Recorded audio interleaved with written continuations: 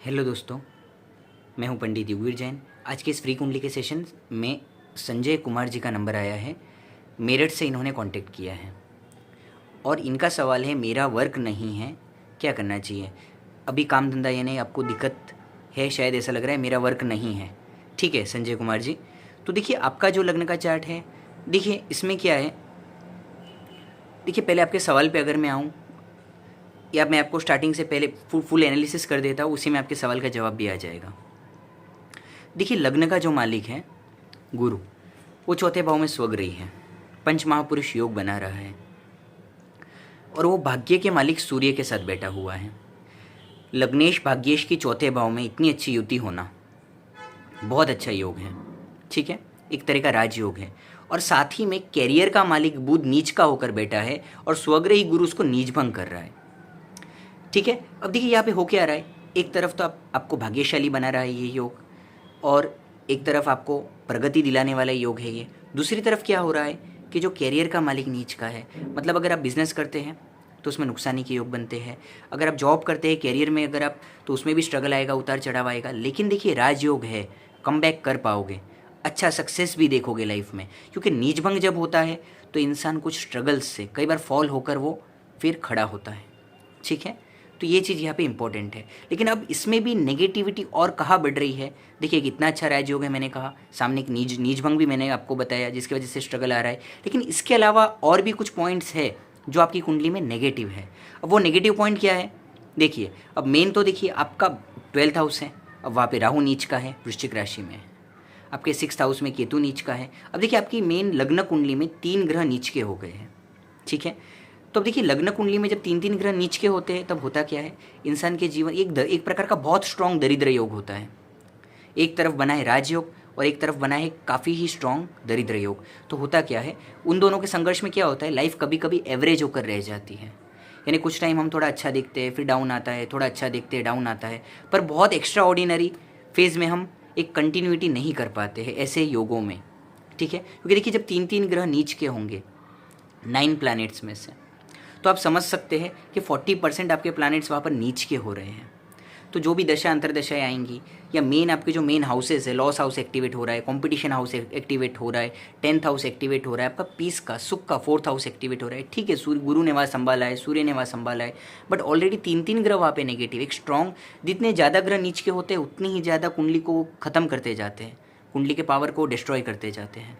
तो यहाँ पे वो चीज़ देखना भी, खाली यहाँ पे बुध नहीं देखना है, खाली यहाँ पे राहु केतु नीच के वो भी नहीं देखना है। यहाँ पे देखना है कि 3 ग्रह एक साथ एक कुंडली में नीच के हुए हैं।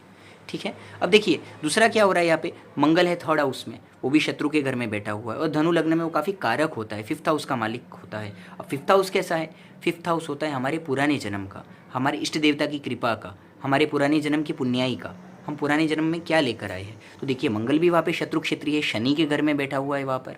ठीक है, तो वो भी वहाँ पे इतना अच्छा रिजल्ट दे नहीं पा रहा है। अब यहाँ पे जो शुक्र है, शुक्र भी यहाँ पे 5th हाउस में है, लाभ भाव में खुद के घर को देख रहा है, आवक के लिए सपोर्ट करता है। लेकिन हो क्या रहा है, देखिए शुक्र भी देखिए कहाँ का, त्रिक स्थान का स्वामी है, और लग्नेश का मित्र नहीं है वो, लग्नेश है गुरु, यहाँ पे उसे सम कह सकते हैं, एक देवों के गुरु, एक दानवों के गुरु, शत्रु कह सकते हैं। ठीक है, हम जनरल बेसिक एस्ट्रोलॉजी को फॉलो करते हैं, चलिए हम यहाँ पे सम मान लेते हैं। ठीक है, तो देखिए यहाँ पे क्या हो रहा है, वो भी किसी तरीके से 5th हाउस में जाकर क्या कर रहा है, 5th हाउस को भी वीक कर रहा है। और 5th हाउस भी जब यहाँ पे इस तरीके से वीक होता है तो होता क्या है, लाइफ में स्ट्रगल्स बढ़ते हैं, क्योंकि वो हमारे पुराने जन्म की हमारी पुण्याई है कि हम कितना पुण्याई लेकर आए, कितने अच्छे काम लेकर आए हैं, देवी देवताओं की हमारे ऊपर कितनी कृपा है।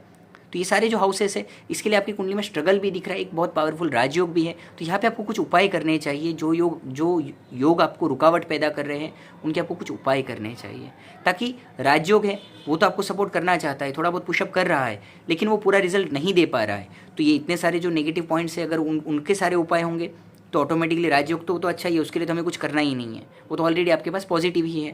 तो देखिए यहाँ पे क्या करना है, एक तो देखिए राहु केतु जिस तरह नीच के हैं, देखिए कोई भी रिस्क वाला काम आप मत करिए, ज़्यादा उधारी वाला काम हो, ज़्यादा रिस्क वाला काम हो, वो आपको नहीं करना चाहिए, क्योंकि वहाँ पे लॉस हाउस एक्टिवेटेड हो रहा है। ठीक है, अब देखिए दूसरा, अगर आप कुछ जॉब करते हैं या कुछ जॉब वर्क का काम करते हैं, वो सब आप कर सकते हैं। कमीशन का काम करते हैं, कैश एंड कैरी का काम करते हैं, यानी कैश लिया, कोई भी काम किया आपने, ठीक है, वो सब आप कर सकते हैं। तो देखिए कुछ ये चीज़ें का एक आप ध्यान रखिए, ताकि वहाँ पे राहु आपका कुछ ज़्यादा बिगाड़ ना सके। अब रही बात देखिए केतु की, तो केतु यहाँ पे नीच का है जॉब हाउस में, तो देखिए सेटिस्फेक्शन में कमी आएगी। अगर आप जॉब भी करेंगे तो सेटिस्फेक्शन में कमी आएगी, और बीच बीच में जॉब 2-3 साल किया तो जॉब में परिवर्तन के योग बनाएगा केतु, अचानक होगा।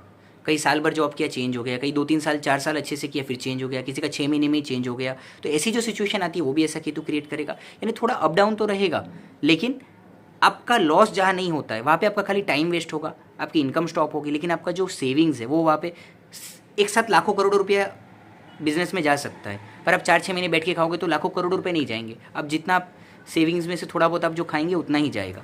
तो यहाँ पे वो चीज़ों का आप ध्यान रखिए, कोई रिस्क वाला काम मत करिए, ठीक है। ये सब चीज़ों का आप थोड़ा ध्यान रखिए। उपाय में क्या करना है, राहु केतु के लिए देखिए, केतु के लिए कुत्तों को आप डेली कुत्तों की सेवा कीजिए, स्ट्रीट डॉग्स को दूध पिलाइए, रोटी चूर के खिलाइए।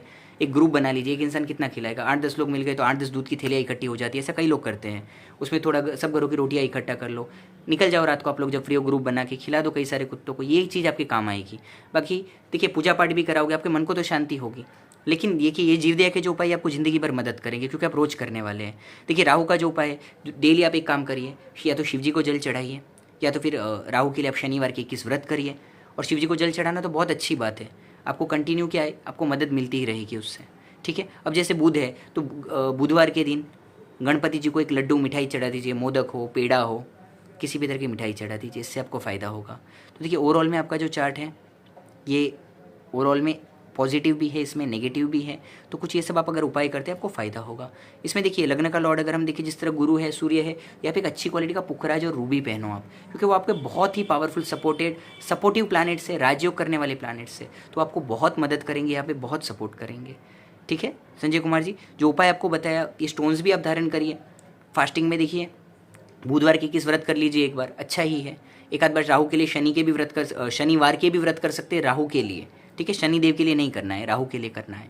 तो ये सब आप उपाय करिए, धीरे धीरे आपको इससे फ़ायदा दिखने लगेगा। जो है जाप आपको देखिए यहाँ पे जाप भी है, जो गणपति जी का जाप ओम गण गणपति नमः भी आप कर सकते हैं। इसको आप कंटिन्यू मन में करिए, या रोज़ सुबह 5 माला या 11 माला कर दीजिए, या तो पूरा दिन मन में करते रहिए, दोनों में से जो आपको सूट होता हो। ये सब उपाय से आपको बहुत फ़ायदा देखने को मिलेगा। चलिए दोस्तों, मिलते हैं अगले वीडियो में। ऐसे आपके लिए इंटरेस्टिंग वीडियोस लेके आते रहेंगे। आप भी अपनी कुंडली का वीडियो बनाना चाहते हैं, कमेंट करिए, कुछ महीने लग जाते हैं नंबर आने में। चलिए दोस्तों, मिलते हैं अगले वीडियो।